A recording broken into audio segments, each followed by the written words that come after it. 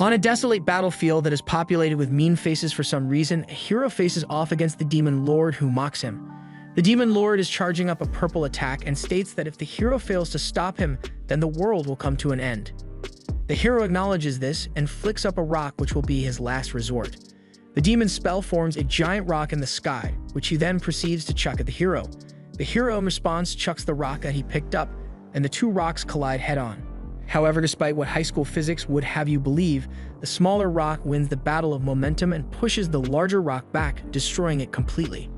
The hero is tired of all the cheap tricks that the demon has been pulling and is ready to finish this battle with an all-out assault. The demon agrees to end this quickly, and they both get into battle stances. The demon rushes forward with his satanic power, and the hero does the same with his golden dragon power. The two clash several times in the span of a second, and they seem to be evenly matched. The battle rages on, and the ground beneath their feet is destroyed under the sheer force of their clash. Once the dust settles, the demon lord seems worse for wear with labored breathing and torn clothes, but the same can be said for the hero.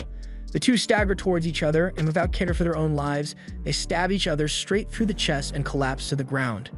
As the last morsels of life escape the hero's body, he is simply happy that his battle is finally over and he can finally rest. Sometime later, students are seen heading into school in the morning, and one boy with a very obvious main character haircut is the most excited of all the students to be there. He can't wait to make friends and have a normal life as a normal person would do. He struts through the halls like, "Hello, my fellow normal students, it's a very normal day we're having, isn't it?"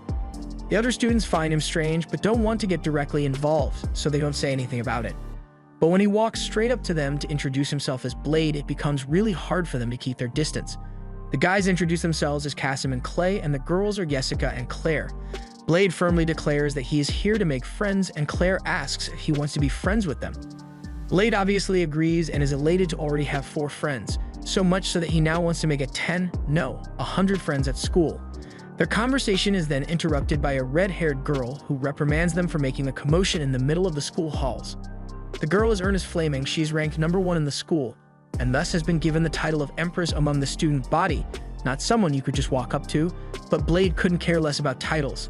He gets right up in her face and introduces himself to her, but Ernest is more interested in knowing why she has never seen him here before.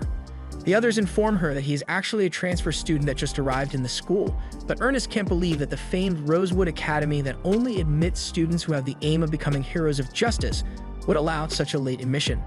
Blade states that he has no intention of becoming a hero at all, and he just wants to make friends here. Upon hearing this, Ernest is enraged and yells at him for having such weak resolve. But Blade is unfazed by this and just asks her to take him to the headmaster's office since he was already meant to go there. Ernest and Blade arrive at the huge doors of the headmaster's office, and she announces their presence. They are told to come in, and upon seeing the man who is seated across from them, Ernest immediately bows down. But once again, Blade doesn't give a damn and just walks forward. Ernest tries to stop him and asks him if he really doesn't know who is seated in front of them. But Blade is aware that it is the king. He just doesn't care. She tries to apologize for his rudeness, but the king isn't offended in the slightest. He praises Ernest for her excellent record and states that he's going to be the new academy headmaster starting from today onwards. Upon hearing this, Ernest starts expressing her happiness to be instructed by the king himself, while Blade just stands there and watches her. The king has had enough of her ego stroking and tells her to shut her mouth and get the hell out of his office, but in a more polite way. The king only wants to talk with Blade, and now Ernest is angry that he is getting all the king's attention and stomps off. Blade asks the king why he had to go and do that, because now Ernest probably hates him. The king states that he is here to help with Blade's rehabilitation as a hero and will be making some changes to the curriculum to help him regain his power. But Blade doesn't want that at all. He just wants to be a normal human now. But the king has no intention of letting him remain normal. He wants him to regain his power even though the demon lord is dead. Later, Blade heads to the training grounds, where a bunch of students are working on their respective strengths, and he spots Ernest there. She asks him what he is doing here since this is the advanced class, and Blade states that when he took the test for the lower class, they told him to come here. But she isn't buying it, and when he shows his badge to prove it, then she thinks he must have bribed someone to get bumped up to the advanced class, or at least cheated in some way to get into the academy, since the academy would never admit someone who didn't want to be a hero. But once again, all he wants to do is to become friends with 100 people, so he starts asking everyone in the training grounds to be his friend while Ernest is still talking. She's upset that he is ignoring her, and tells him to listen to her when she is speaking, but then he puts his hand on her head and tells her that he is still listening to her. She She is embarrassed by this and pulls out her sword to slash at him, but he effortlessly jumps over the blade and the slash goes off and hits a wall. She is surprised that he was able to dodge the strike, but before she can say anything, another student comes up and tells them that the teacher has asked all the students to gather. Blade, not one to miss an opportunity to make a friend, introduces himself to the girl and asks for her name, but she doesn't answer at first. Ernest mentions how the girl doesn't like to talk to people, but after Blade's insistence, she tells him that her name is Sophie. Ernest is slightly pissed that Blade was actually able to get her to talk, so she asks the teacher to let her test Blade's abilities in class. She tells Blade to use a sword to slice through a set of enchanted armor, which is something that any advanced class student would be able to do. So if Blade can't do it, then it will prove that he cheated to get into the school and he will be forced to leave. Blade doesn't seem too nervous and just asks her what the appropriate level of power would be for the advanced class. And when she says 3 levels above normal, he activates his second sword technique, which absolutely atomizes the suit of armor and some of Ernest's clothes as well. Everyone is somewhat damaged from the force of Blade's attack, and Ernest asks who he really is, but he still says he is just an ordinary guy. Later at lunch, Blade sits down at Ernest's table and calls his other friends over to sit at the table, but they decline the offer. Ernest says that they don't want to sit here because they are afraid of her, but Blade wonders what it is that they find to be so scary about her. He takes a bite of his food and immediately is amazed by how delicious it tastes. Ernest apologizes to him for what she said earlier, since she thought that he had cheated his way into the academy when he was actually strong enough to make it on his own. But Blade had already forgotten all about that, so he tells her not to worry about it. He thanks her for being his friend, but she is taken aback that he considers her a friend. She is embarrassed, but is also happy to finally have a friend of her own. Later that night, Ernest is in her room, still happy that she finally has a friend, when suddenly the sword on the wall makes a sound and she recalls her childhood. She saw the sword, which told her to surrender herself to it, and obviously, she grabs the damn, probably cursed sword, and then her hair turned red. The next day, Ernest is training with some other students with that same cursed sword. She is engaged in battle with a lancer. He activates his lance, but she just swats him away and he has been defeated. But then the curse kicks in, and she's about to split this guy's head open, but manages to stop herself at the last minute. She calls for the next challenger, and Sophie steps up to battle. They take blows across the field, but then Ernest jumps into the air and launches a flame strike, which makes Sophie give up.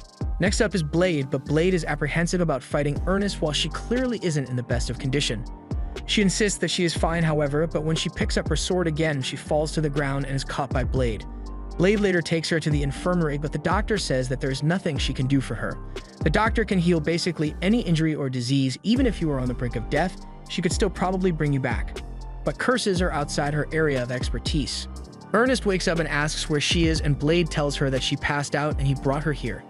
She then tries to get up and asks if she did anything a little murdery, but Blade assures her that she just fell unconscious and collapsed, though she was really hard to carry. Ernest then tries to leave, but the doctor orders her to get back into bed and rest. Blade tells the doctor that he will look after Ernest if anything happens, so she should be allowed to leave, and the doctor allows it. Blade helps Ernest walk out of the infirmary, but as soon as she sees other students, she is more worried about her image and tells him that she can walk by herself. Blade tries to get her to rely on him a little more, but even if they are friends, Ernest doesn't want his help. Blade takes matters into his own hands and sneaks into the academy headquarters to find out some more information about Ernest's sword. He finds out that it is a demon sword, and who just lets a kid have a cursed demon sword. The next day, Blade asks to speak with Ernest in private, and she thinks that he is trying to threaten her to take her #1 spot. But Blade couldn't care less about that. What he actually cared about is Ernest, and she takes this as him asking her out. Blade then tells her that he knows the story behind her sword. Later in the evening, they meet on the top of the building, and Blade asks how she came into possession of a demon sword. And she tells him that when she was younger, that she accidentally touched the sword, and then the sword tried to get her to wreak havoc, but she's been able to fight back the urges up until now. Blade tells her that there is a way to get rid of that, and she knows, but it is dangerous, since if she does it, then a demon will come to life.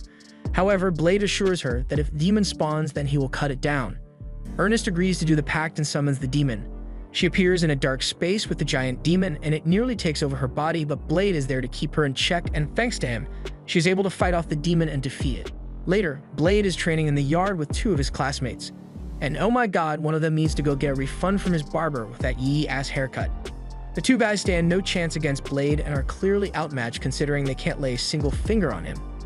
Blade is disinterested in the battle and notices Ernest across the yard talking to some other students, so he decides to stop fooling around and ends the fight with the 2 guys. Ernest walks up to him and admonishes him for disrespecting his classmates in the fight. He didn't even draw his sword the entire time and was looking elsewhere while fighting them. But if they couldn't beat him with that much or handicap, and that sounds like a skill issue to me. Blade notices that Ernest looks nicer today for some reason.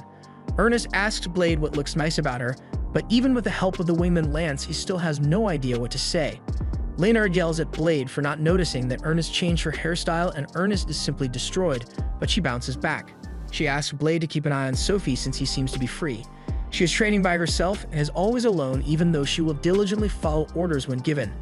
But Blade was able to get her to tell him her name, so she at least likes him a little bit already, so she is leaving her in his care. Blade walks up to Sophie and tells her that he is there to help with her training, but she's a little apprehensive since the only weapon she can use are those hands. That is all that she was ever taught how to do, so Blade decides to teach her how to use his blade, but he says he won't force her if she doesn't want to do it. Sophie agrees to learn from him, but as Blade is demonstrating how to properly hold his blade, the lesson period ends, and the teacher asks the students to return to their classes, and Blade is disappointed since he only just pulled it out and hadn't gotten a chance to teach Sophie anything. Later, during another training period, Blade is instructing Sophie in the way of the sword, but she is unable to actually cut through anything yet. Blade instructs her to channel her fighting spirit into the sword the same way she would do with her fists, and performs a little demonstration which allows him to cut through the armor like butter. By that evening, Sophie has fully mastered the use of the sword and is able to cut through several sets of armor very easily. She asks Blade if now that she has learned how to use a sword, that she would be able to defeat Ernest in a fight. But Blade tells her that she is still probably a long way off from ever beating Ernest. Sophie says she understands and then immediately throws Blade to the ground and gets on top of him in a mount position before he can say a word. She says that it's probably better if she sticks to hand-to-hand combat for now, but she wants Blade to teach her something else tomorrow. Later, Blade is meeting with the king in his office when the king asks him how he's enjoying his new school life. Blade says he has made a few friends, one of which is Sophie, and the king asks him if he thinks that she is strong. Blade says she is strong, but the king says she is still incomplete since the end goal was for her to surpass Blade in strength. The king says Sophie is part of an artificial hero project which was created to make a hero that is as strong as Blade. Clearly unethical, but okay. Sophie is a clone that was experimented on to make her powerful, and even worse, this is the 12th clone of Sophie. Blade is about ready to throw hands with the king when he finally says that the organization that started the experiments have already been destroyed by him. When he found Sophie, he told her that she is free now, but the experiments had already taken their toll and turned her into an emotionless robot. Blade can't just let things go on like this, so he vows to help Sophie have the normal which she lost. But he isn't exactly Mr. Normal himself, so he goes to get some help. Blade goes to the nurse, who seems overly eager to get him naked and should probably be put on a watch list.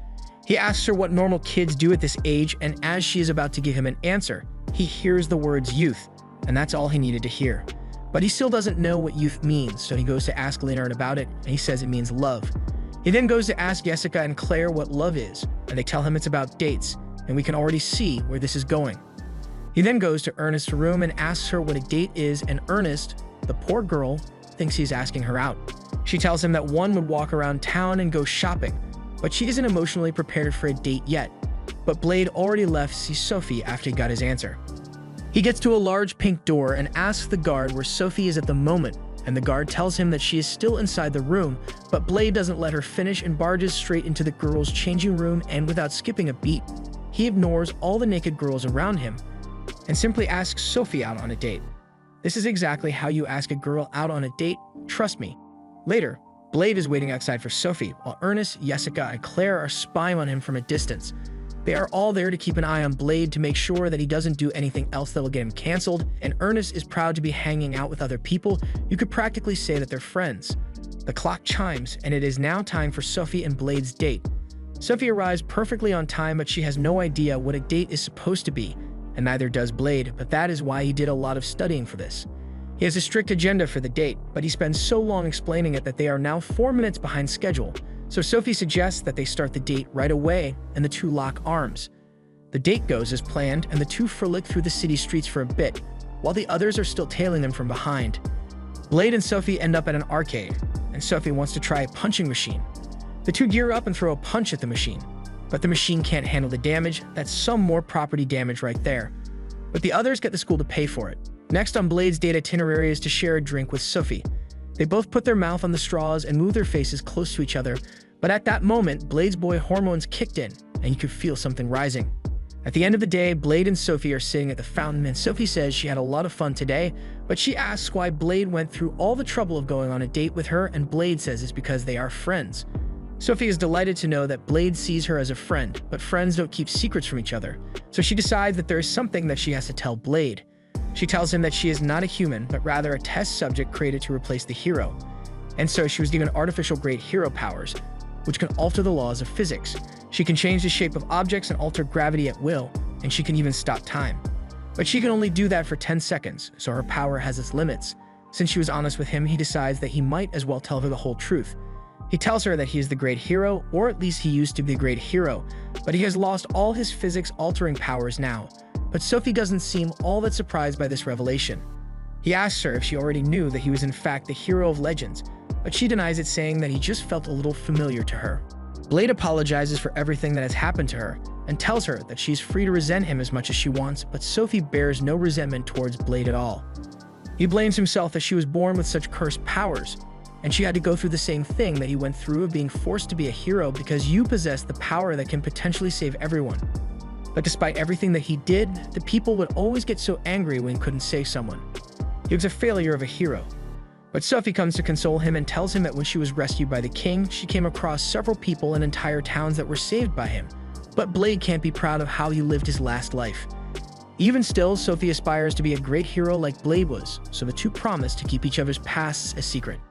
The next day, everyone is having lunch and Ernest points out that Blade has some food on his cheek.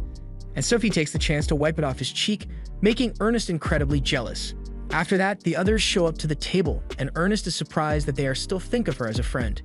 They sit together and Ernest congratulates them on moving up to the advanced class, but Blade hadn't even realized yet.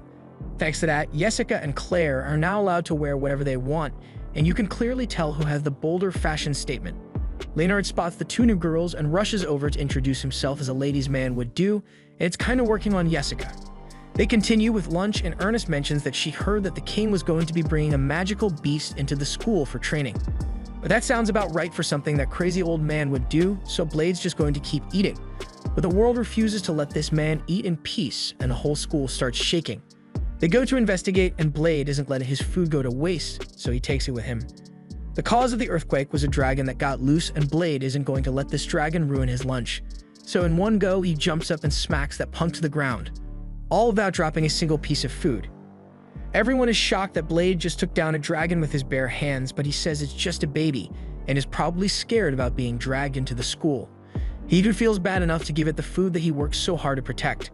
This all seems like a normal afternoon for Blade, but he didn't realize that he's letting his main character-ness show, and now everyone is backing away since they all know what happens to side characters when the main characters gets in a fight. As Blade tries to reason with them, he is alerted to the dragon transforming into a little girl and then jumping on him and calling him Dad. Blade has got no clue what just happened, and he just doesn't realize that the girl clinging to him is the dragon until Sophie confirms it. That answers the question of where the dragon went, but it still doesn't explain why she's calling him Dad. Later, Blade is taking a bath with the dragon, which he has named Q. He's wondering how this could happen. A guy's just trying to get some lunch, and now you got yourself a daughter. Just another normal afternoon for Blade. Ernest knocks on the bathroom door looking for Blade, and she just walks into the bathroom and then gets embarrassed when she sees Blade taking a bath. What else was he meant to be doing here? However, the word embarrassment doesn't exist in Blade's dictionary, so he just asks her what she learned about Q. Apparently, dragons that are defeated by humans can take on the form of a human and will seek out the one who defeated it.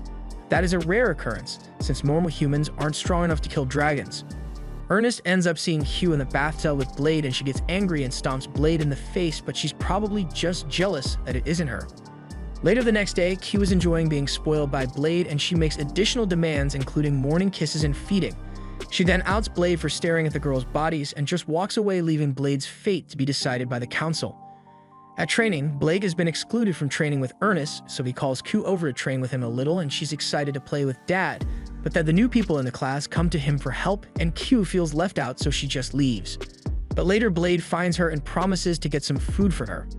After she's had her fill, she's sound asleep, and Blade is thinking this parenting thing isn't so bad. Ernest then knocks on his door and asks to talk to him for a bit. Baby dragons get beat up by their parents as soon as they are born to teach them that there are stronger beings than them. But Q never got that, so Blade was the first one to smack some sense into her, and thus he is now her dad. However, Ernest says he can't pretend to be her dad forever, but Blade knows that if he doesn't do that, then she's going to be truly alone, and Ernest of all people should know what it feels like to be alone. Blade just stated straight facts, and Ernest has no comeback for that, so she has no choice but to agree.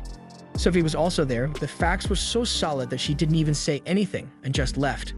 However, while Q said she doesn't need any friends aside from Blade, the reality is that she's so lonely and that she has to give herself head pats with dolls.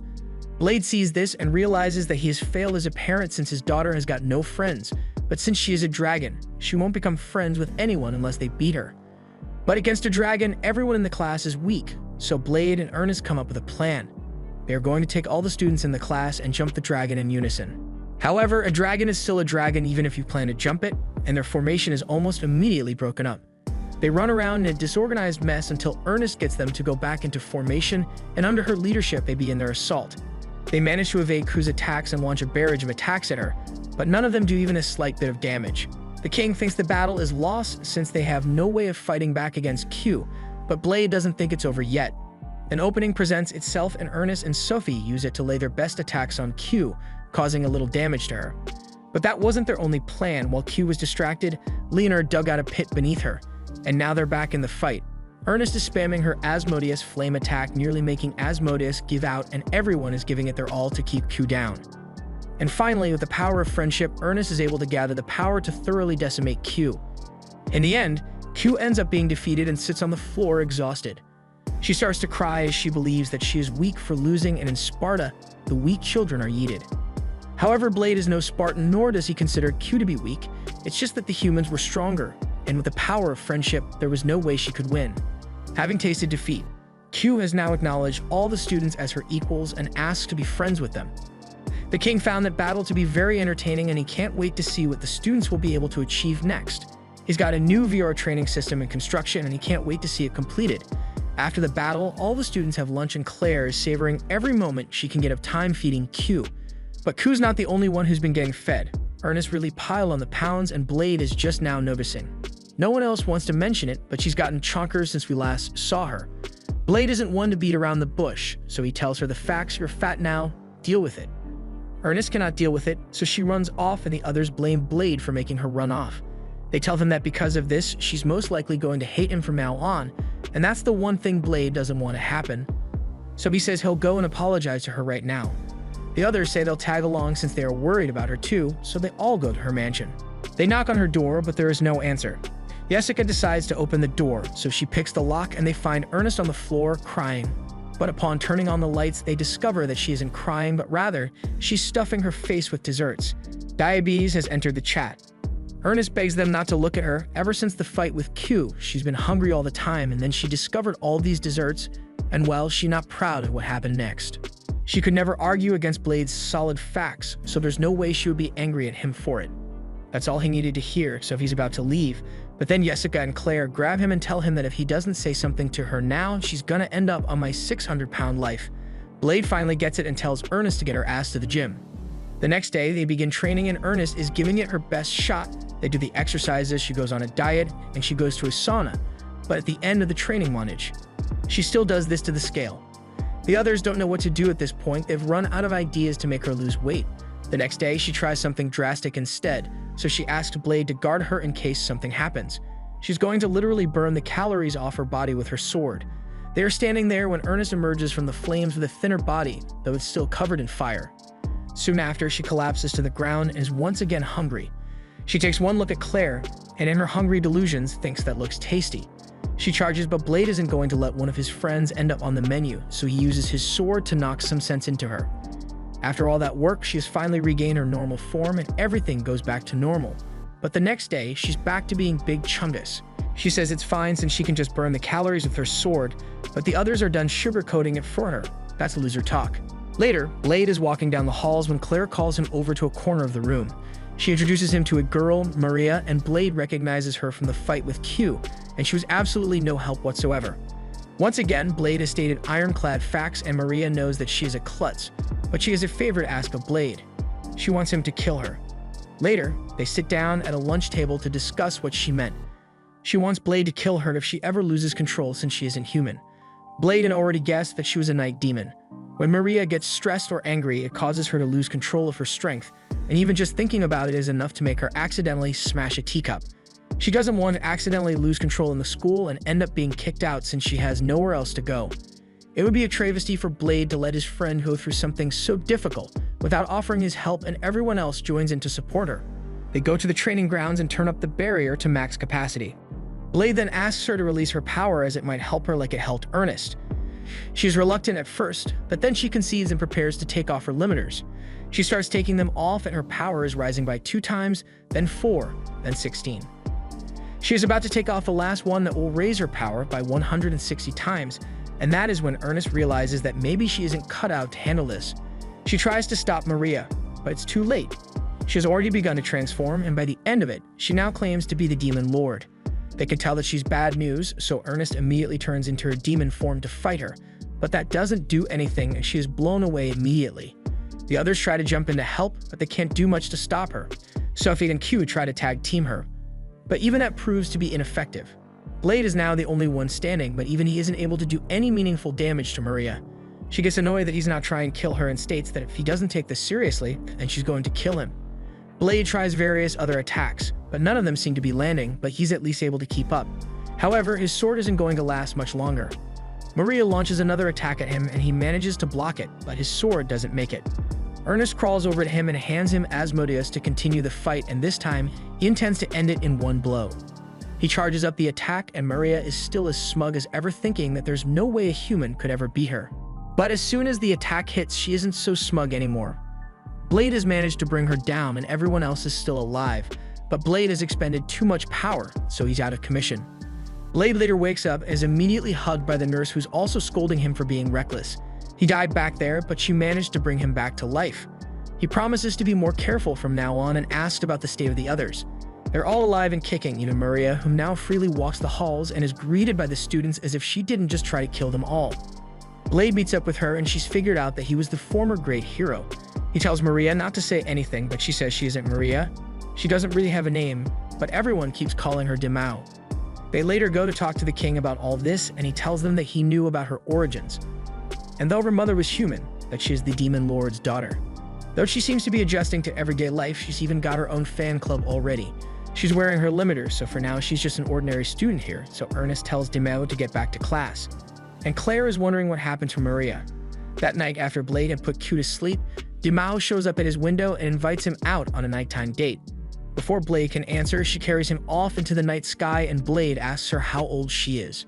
She answers that she only gained self-awareness 5 years ago, so she is 5. She lands on a roof and tells Blade that she wants him to treat her as a lady since she is attached to him. The only reason she chose to stay at the school is because likes Blade for some reason. It may be because magical creatures seek out other creatures with strength, but right now, Blade is in no condition to fight her. So there's one other possibility. Maybe she's just attracted to Blade. And so to test that theory, she asks Blade to mate with her. However, he doesn't know how to do that, and neither does she. Since neither of them know what they are doing, Blade suggests that they just have a battle to get it out of their system. But he is too injured to fight right now, and she can't take off the pendant that's limiting her power due to Maria's consciousness. A few days later, another kid, Eliza, shows up and tells them that the pendant might be able to bring her back, and Demao agrees to let it happen. Eliza activates the pendant and a message from the Demon King is played. He says that no matter what happens to him, he will always love her, and that is enough to give Maria the courage to fight for her body. Demao doesn't really fight back and she lets Maria take control of the body again. Now that that's all over, some time passes and the group goes to town for some fun. However, their expedition is cut short as the path is blocked off by a carriage. Ernest asks who owns the carriage so that they can have it moved. She finds that the carriage is owned by a centaur, and as the centaur is about to introduce herself, Blade seems to recognize her. Her name is Dione and she also recognizes Blade as the great hero, but that's still a secret, so Blade tells her to keep her trap shut. Ernest asks Blade how he knows Dione and she's a terrible liar. Anyway, Blade asks her what she's going to do about the carriage blocking the path and Q offers to assist with it. Blade asks where they'd be taking the carriage and unfortunately, its destination is the king. Dione reports to the king that his cargo has been delivered and he thanks her for the good work. He also has her next assignment ready to go, and that is to become a teacher at the academy. Back at the academy, Dione is squaring up against several blocks of god iron, which is stated to be indestructible, but that iron had never met Dione and she blows right through it with ease, even causing it to melt into a puddle. That was a good warm-up, and she's now ready to teach the class, but she hasn't introduced herself yet. She's Dione the Demon Lance, and Ernest now knows where she's heard that name before. Dione was a top general in the army and fought alongside the great hero, but now that begs the question, how the hell does Blade knows her if she is that accomplished? Later, Blade is bathing Q while the girls clean Dione, and she's loving it. But then Jessica starts probing about her past with Blade, and Dione has no escape now. She is still a terrible liar, and Jessica is buttering her up until she cracks, but Blade can't let her crack, so he stops Jessica. Ernest is angry that Blade would just barge into the women's bathroom, but Jessica has figured out by now that Blade has got the libido of a Buddhist monk, and to prove it, she flashes him right there. Dione starts talking about when she first met Blade, about when he was 5 years old. He couldn't speak, and he was basically a wild animal at that point, and he had thought she was a regular horse, so he tried to eat her, and he nearly actually did it too. Then after a few years, she had trained herself well enough to not be eaten, and to join the great hero in battle. Though no one can tell that she is still talking about Blade, several days later, Ernest and Blade are out shopping when Ernest asks Blade what they should get for Dione as a gift. Blade knows Dione really well, and he says she loves cabbage a lot, so they should get that. Ernest is once again curious as to what the exact details of his relationship with Dione, but her interrogation is cut short by a simmer flying overhead. They are one of the national birds, and they aren't known for attacking people at random, so they think it will be fine to ignore it. However, the bird makes a nosedive, and Blade has to push Ernest out of the way. The bird attacks a wagon, and Ernest is about to engage, but Blade tells her to stay calm, and the bird flies away. Blade already knows this has the king's fingerprints all over it. Ernest bursts into the king's office and demands to know what the hell is going on to make a bird attack a wagon like that. And this dude, he stole their fucking egg. There's at least more to the story than just that, and it's more like the simmer birds are new to being parents and are making terrible decisions which would lead to the egg never hatching. So the king is acting as CPS to save the egg.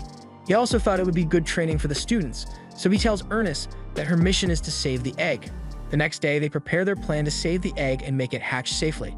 They are going to raise it to the height that will let it hatch without the parents finding it. The distraction team engages the birds, but their attacks prove to be ineffective. However, they do not need to beat the birds, they just need to stall for time, so the cable tie it down to the buildings nearby. The cable is made of god iron, but the buildings are not, so the bird just flies away with the houses, and several people are now homeless. They keep stalling the birds, but when the time finally comes to raise the egg, the pulley just stops midway. The others tell Blade to go and get the egg while they handle the bird, and he starts running up the wall to get to it. But it is harder than normal since he's stuck at 15% of his power. However, help is on the way, and Dione comes running up the wall to help him and offer him a ride. With her help, they are able to get the egg up, and after one final confrontation with the bird, the egg is finally able to hatch.